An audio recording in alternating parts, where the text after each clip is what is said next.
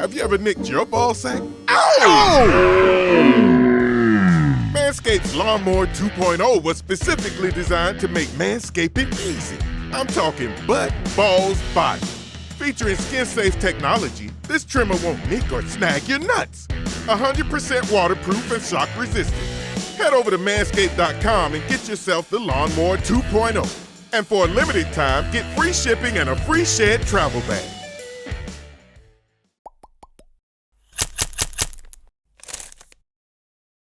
There's obvious interest.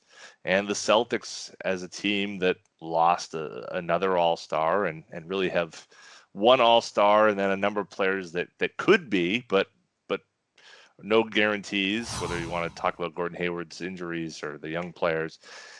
Beal seems like to be a fit. And then, of course, you have Tatum and Beal being boys from way back. So there's a fit there. So the challenge is, like, how do you make that happen? And in this environment, Beal has seemingly turned down for the moment an extension, a max extension, which would keep him in Washington beyond the 2 years, but would give him a nice little raise. So he's not willing to extend with Washington, and maybe that changes, as he gets closer to the deadline for these things. But at the moment, he's saying, I'm not going to go there. Let's see what Washington does. There's a new general manager, and there's a lot of things on the table. And with him being the probably most sought-after talent in the league, does that mean that teams will be able to somewhat break the bank to bring him in? I like Bradley Beal. I think he's a good player.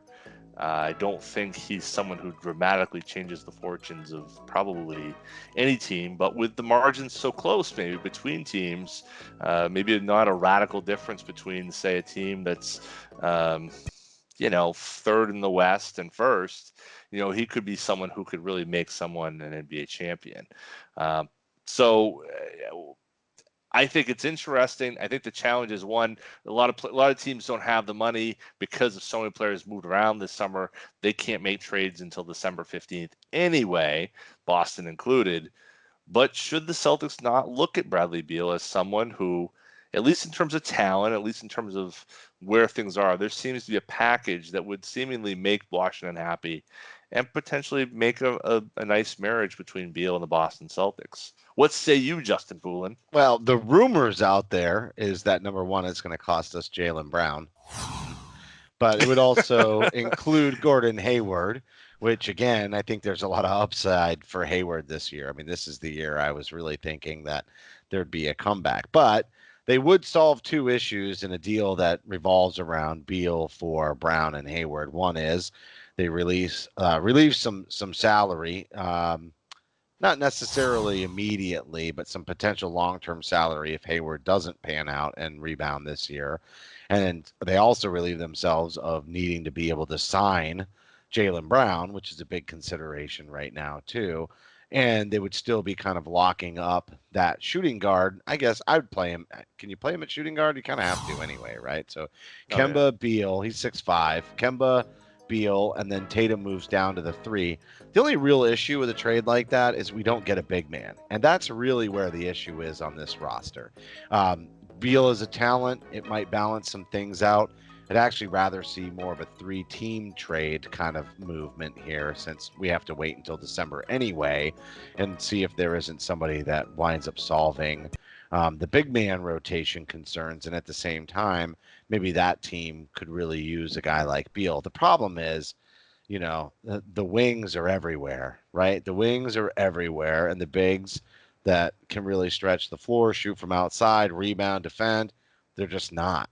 And I don't know what big is going to become available that would be worth it in this kind of a deal this year. That's where I think we get stumped. So I'm iffy on it. I mean, Beal's definitely a talent. I think he'd look great alongside Kemba Walker.